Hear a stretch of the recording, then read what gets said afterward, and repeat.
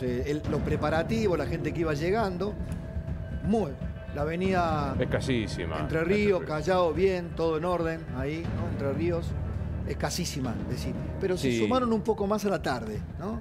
No sé, pero a esta hora, después nuestros colegas lo dirán.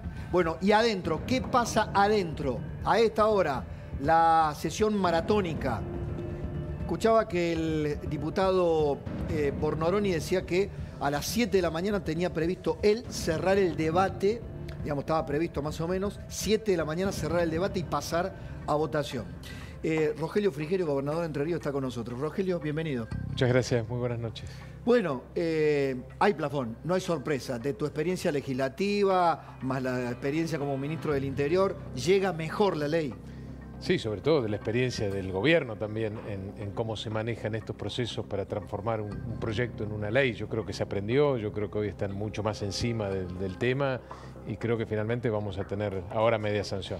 Hiciste mucho, me consta que hablando fundamentalmente con el canciller, creo que así lo llama, el gentleman, lo llama el turco Asís a Franco, ¿no? A Guillermo Franco, ¿no? El armador silencioso pero incansable.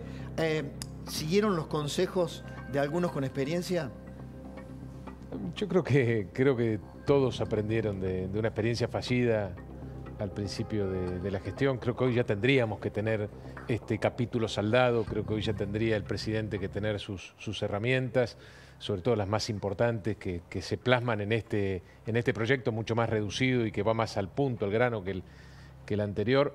Tenemos que apoyar. Yo creo que no hay margen para la especulación. Mi apoyo es por convicción. No, bueno. La verdad que no me han dado nada del gobierno antes, ni siquiera hay ninguna negociación. Mi apoyo es por convicción. Con Sofi, ¿cómo anda Sofi? Sofi Diamante se suma. Hagamos un peloteo rápido, después ya llega Federico Aurelio. Veremos la parte política. La ley, la reforma laboral menguada de 60 artículos a 15, ¿qué te parece? ¿Sirve o no sirve? Sí, por supuesto que sirve. Hay que estar al lado de las pymes, al lado de los que generan trabajo en la Argentina para darnos cuenta que es el pedido de ellos. Digamos, hay mucha gente que todavía aún en esta crisis, que es la peor crisis de la democracia en la Argentina, podrían tomar un empleado más y no lo toman por las leyes laborales. Un empleado más es un montón en la Argentina de hoy. Entonces las leyes tienen que adaptarse a esta realidad. Se beneficia a las pymes sin tocar demasiado a los sindicatos. Bueno, será otro capítulo, pero vamos avanzando. Digo, a veces lo mejor es enemigo de lo bueno. Perfecto. Sí. Esto es un avance muy significativo para la generación de empleo privado, que es la clave. La clave del desarrollo en la Argentina es generar condiciones para que haya más empleo privado de calidad. No hay otra forma de salir adelante. Ahí viene un dolor para la mayoría y quiero saber cómo te parece, que es el impuesto a las ganancias. Bueno, el impuesto a la ganancia no existe más, porque por suerte le han puesto el nombre que tiene en todos los países del mundo, que es un impuesto sobre los ingresos más altos de la sociedad. Lo que hay que definir es en la Argentina qué es un impuesto alto.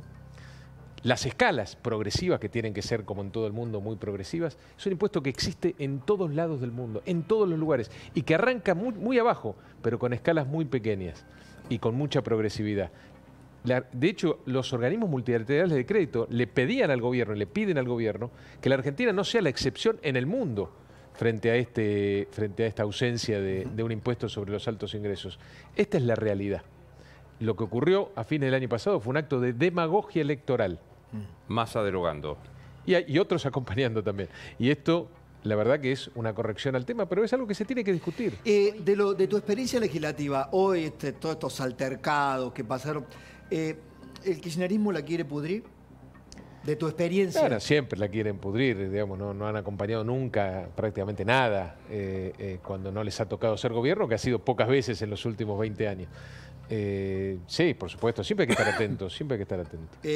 El Senado, gobernador al fin, los gobernadores, hay muchos que dicen necesitamos esta ley, el gobierno necesita esta ley y nosotros necesitamos esta ley. ¿Cómo ves el clima en el Senado? Bueno, en el Senado es cierto que los gobernadores tienen más relevancia, digamos, por lo menos en la impronta sobre los senadores, pero también es cierto que el kirchnerismo tiene más fuerza, ¿no? Una fuerza relativa más grande, así que va a haber que trabajarlo también. Yo espero, y es algo que hay que hacer siempre, que la negociación se haya hecho en paralelo, es decir, no se hace nunca una negociación con diputados a la espera del resultado para empezar en el Senado. Se hace en paralelo porque hay muchos vasos comunicantes entre una y otra Cámara que hay que aprovechar en la negociación. Yo creo que lo hicieron y creo que también vamos a tener una buena noticia en el Senado. Sofía. No, para sumar, hoy habló Luis Caputo, el ministro de Economía, y dijo por qué es importante esta ley. El gobierno vuelve a insistir de que ellos no lo necesitan en el plano fiscal, pero en realidad sí lo necesitan, porque como bien decía el gobernador, la idea es reemplazar la recaudación que va a venir por ganancias, si se aprueba, para quitar otros impuestos que sí son dañinos, como el impuesto país que tributa las importaciones. A ver, rápido, para que la gente... A ver, ganancias, mostrame ganancias, dale. Ahí está, las claves. Vamos a la gente que está a esta hora en su casa, que está preparando la cena o cenando ya. Ganancias, claves del paquete fiscal. Ayúdame, Sofi, vamos. Bueno, esta es la propuesta que tiene el Poder Ejecutivo, que es que se empiece a pagar ganancias a partir de 1.800.000 pesos. Los solteros, 2.200.000, los casados con 2 hijos. Ese sería Neto el mínimo bruto. Imponible.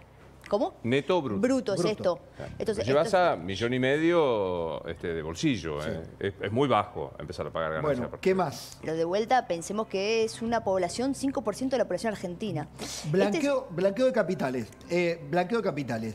Rogelio, dicen que es polémico porque es muy, digamos, es el más fuerte, el más atrevido, el más temerario. Pocos impuestos se le paga, eso quiere decir. ¿Sí? Poca penalización por blanquear. Claro, eso es esa es la lo que clave, se critica. sí. A ver, el que ganó las elecciones es el actual gobierno. Y si el gobierno actual pide algunas herramientas, algunos instrumentos para sacar al país adelante, Hay que dárselos. en este momento, Bien. yo creo que hay que apoyarlo. Porque, ¿sabés qué ve la gente? Que los demás dirigentes políticos ya tuvieron su oportunidad y han fracasado.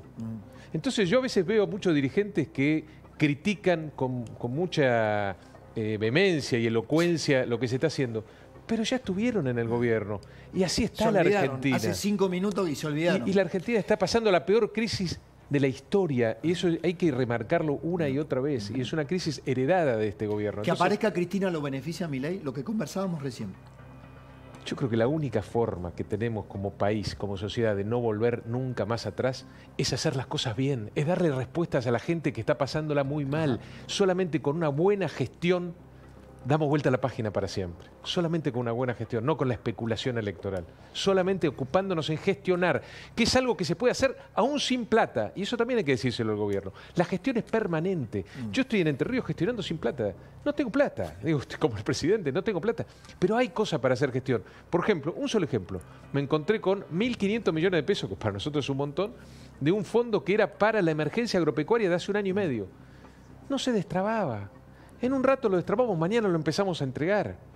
También tenía problemas porque el gobierno nacional no había todavía nombrado a la persona, la contraparte. Pero hay muchos de estos ejemplos en los cuales podés ir resolviendo pequeños problemas con gestión. Con la corrupción en Entre Ríos, esto que citaba acá Luis, que le habían pasado como ¿Tenés información. referencia de Carolina Gailar, la diputada que hoy estaba enfervorizada y no dejaba empezar, que fue directora de la Casa de Entre Ríos en Buenos Aires, ahijada de Urribarri?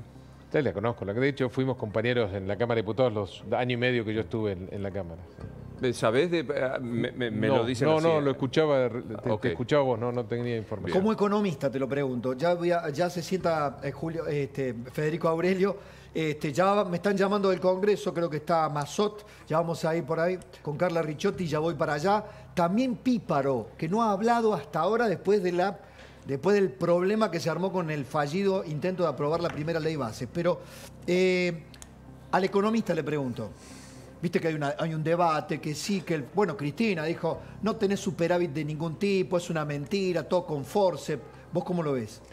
Bueno, el superávit está, o el equilibrio, No es un o invento. el camino al equilibrio fiscal es elocuente, es real. Es cierto que se han suspendido y postergado muchísimos pagos, eso también es verdad. Pero la Argentina iba camino a una hiperinflación, algo había que hacer. Y el presidente, la verdad, que está haciendo algo disruptivo, por lo menos en los últimos 50 años. Está atacando de lleno el déficit fiscal. Creo que hay que mejorarlo ahora. Si necesitaban las herramientas, bueno... Sí. Ahí está muy bueno eso que dijiste. Atacar de lleno el déficit fiscal, aunque algunas cosas me queden desprolijo. ¿Puede generar un efecto virtuoso de per se?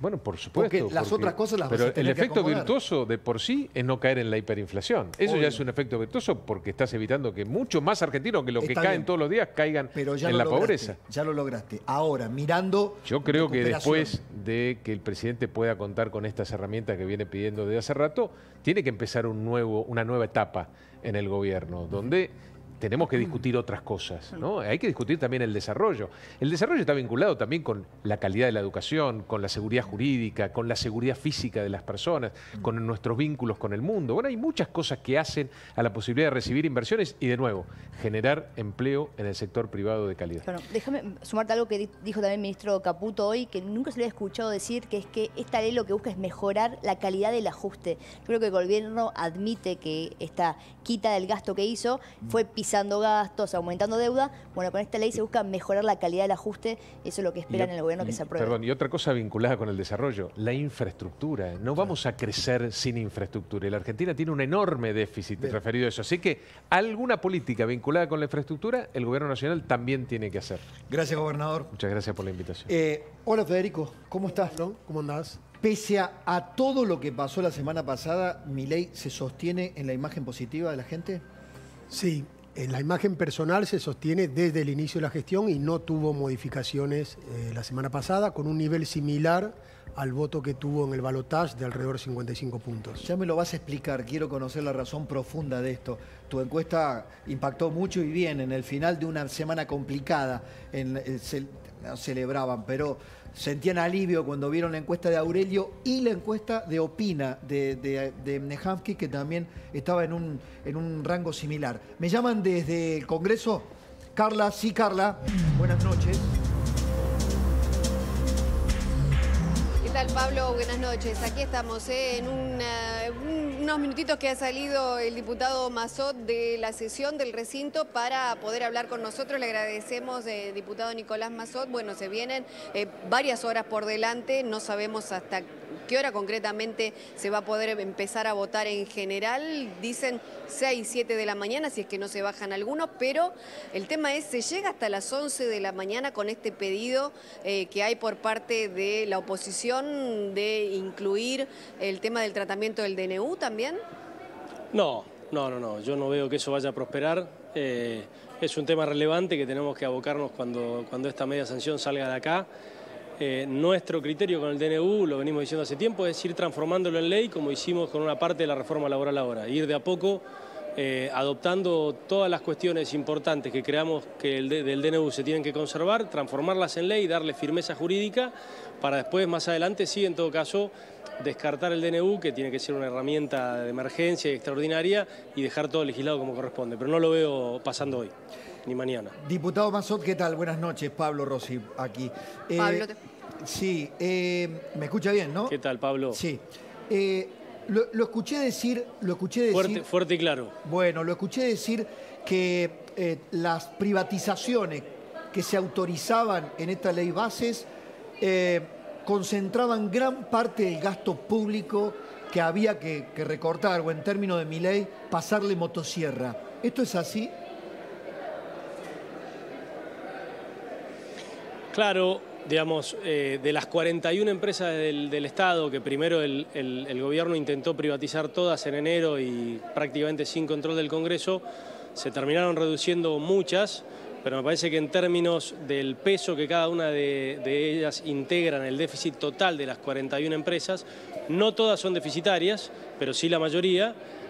Hay 4 que son SOFSE, que es la de operaciones ferroviarias, Correo, Enarsa y Aerolíneas, que entre esas 4 engloban una enorme mayoría del déficit consolidado. Por supuesto está YPF, que es muy rentable, Nucleoeléctrica, que está incluida como una de las empresas a poder recibir capitales privados sin que el Estado pierda el control sobre el recurso estratégico, también es una empresa muy rentable, pero estas 4 que te nombré, que están dentro del listado, explican una enorme parte del déficit consolidado de empresas públicas. El kirchnerismo claramente de entrada la quiso pudrir, ¿no? Metodológicamente, cuestiones reglamentarias, el tipo de votación. ¿Hay chance de que pueda haber algún cisne negro de acá a incluso al tratamiento en particular? No me lo imagino, no lo estamos viendo al menos. Más allá de alguna discusión que siempre está y está muy bien que ocurra, porque a veces parece que, digamos, nos tomamos un montón de tiempo, pero son temas de alta complejidad, en donde muchas veces la sociedad civil, que está bien que opine y que nos busca mucho de nosotros, por ahí llega tarde, ¿viste? Por ahí dice, che, ¿cómo dictaminaron hoy? Vi este artículo. Muchas cosas a veces no tienen demasiado asidero, pero algunas sí. Hay alguna cuestión en el régimen de grandes inversiones que se considera que invade bastante la jurisdicción provincial y puede ser que alguna cuestión de esas muy marginales, estoy hablando, se revisen, pero no... A diferencia de la vez pasada, Pablo, llegamos con un nivel, primero que quedaron muchas cosas muy malas de la ley original en el camino, ¿no? Recordemos que los jubilados no iban a tener ninguna capacidad de indexar sus saberes, eso venía en el proyecto inicial de mi ley y por supuesto que no tuvo ninguna sobrevida. Venía un aumento sideral de las retenciones a la exportación de las economías regionales y de la industria, que para tu Córdoba querida hubiera sido un industricidio fenomenal. Venía una concentración de superpoderes por 4 años, que era una cosa cuasi monárquica. Venía un esquema de privatizaciones sin ningún control, que hoy pasó a algo mucho más acotado y con mucho control del Congreso y la auditoría. Es decir, que primero hubo un tamiz de una ley que era realmente mala en enero a una ley bastante más consistente, y después lo que hubo fue un trabajo que la vez pasada no existió, de 4 o 5 semanas, en donde aquellos que entendíamos que el gobierno, por más que no compartamos en gran medida parte de sus medidas microeconómicas, sobre todo entendíamos que este es el gobierno que fue votado para encarar la estrategia económica y hay que tener humildad y entender hasta dónde el Congreso puede limitar y a dónde tiene que empezar a garantizar el funcionamiento de un gobierno. Bueno, tuvimos 4 o 5 semanas en donde también al régimen de ganancias, al blanqueo, a la reducción de bienes personales se introdujeron pilas de cambios y llegamos ya con un nivel de acuerdo que minimiza los cisnes negros. Gracias, Nicolás, por el diálogo. Ya vuelvo, Carla, ya vuelvo contigo. A ustedes. Ya vuelvo contigo, creo que está Carolina Píparo. La política. Muy bien. La política, Federico. Digo, salvando el kirchnerismo. ¿Está entendiendo, está viendo a la opinión pública, digo, para alinearse, para darle las herramientas al presidente y al gobierno más allá de los errores no forzados propios? Mira, yo creo que la opinión pública hoy es uno de los principales activos del presidente y creo que la dirigencia política lo tiene en cuenta a la hora de negociar, porque si no, la postura de negociación del gobierno sería más débil aún, claro, teniendo en cuenta que no tiene legisladores. A ver, lo voy a formular de otra manera, Luis. Si la opinión pública no estuviera tan abigarrada, una parte importante sosteniendo, no le digamos, le costaría más a Milei pasar sus modos, sus formas, los insultos a la oposición. O sea, me parece que tienen que tragar saliva a muchos sectores políticos a partir de que no terminan de comprender este fenómeno. Un ajuste brutal, es cierto, con una baja de la inflación, pero que no había ocurrido nunca. Ningún político tradicional se había animado a hacer un ajuste de estas características. Macri insinuó uno, pero no llegó a hacer esto por temor a la opinión pública. Y aparte sosteniendo el acompañamiento, porque digo, por más que está todavía en la etapa de la luna de miel, justamente lo que vos te estás contando, ¿no? Los ajustes que se realizaron, la pérdida de poder adquisitivo que te dice el 85% de los argentinos que tuvo en estos meses, no melló con el acompañamiento a Milei, porque en el marco del enojo que había con la situación que se transitaba en el país el año pasado cuando se votó y que decidieron elegir un candidato lo más disruptivo posible y lo más lejos, y que la gente depositó la esperanza en él, no por las características personales de él, claro, sino por la necesidad de que alguien encabezara algo absolutamente distinto que permitiera un país mejor. Ahora, ¿cuánto banca es? La pregunta del millón, te voy a pedir una perspectiva, que si yo no soy astrólogo. Está clarísimo, era tal el tren fantasma que Milei representó, no quiero más de aquello. ¿Cuánto banca si la situación económica no mejora ese apoyo al diferente? Bueno, lo que se observa es que hay un dilema temporal entre el tiempo que la gente ve que se va a recuperar la economía y la gente que dice que necesita, claro, que se recupere su bolsillo. Dentro del acompañamiento que tiene Milei, como te decía recién, que no tiene exclusivamente un sustento económico, yo no veo que de acá a fin de año, por más que no se vea la recuperación económica, pase a ser débil el acompañamiento. Sí, por supuesto va a ser menor que el que tiene hoy de 55, desgaste propio, de 55 desgaste puntos. lógico. Cuando yo les pregunto, hay un 35 de ese 55 que hoy lo acompaña, 35 dice, yo lo voy a acompañar de acá a fin de año, pase lo que pase con la economía. Después hay un 15-20 que te dice, entro en dudas, y hay un 5 que te dice, no, yo dejo de acompañar los 5 o 6. Es decir, que no pierde demasiado de acá a fin de año. Obviamente después se tiene que dar una situación de normalidad de otras circunstancias, ¿no? Pero no es hoy exclusivamente lo económico. Inclusive, respecto a la pregunta de Pablo, cuando uno le pregunta el fundamento del acompañamiento de Milei, a pesar de las problemáticas económicas y sociales, es esta cuestión mucho más amplia y conceptual de la búsqueda de un país mejor, en la búsqueda de un cambio. Genera esperanza, genera expectativa. Genera esperanza y por supuesto que mencionan el cambio de la dirigencia, claro, que estaba tan desgastada. O sea, Cristina, en resumidas cuentas, la aparición de Cristina lo beneficia, refuerza el reflejo condicionado del votante. Es uno de los pilares, el tema que le entró en la campaña el año pasado y sigue sosteniéndolo a Milei, el tema de su discusión con la casta. Me llaman del Congreso, parece que está Carolina Píparo, en un ratito vamos a ver, ya se prepara Luis Majul, es una noche caliente, hay más datos.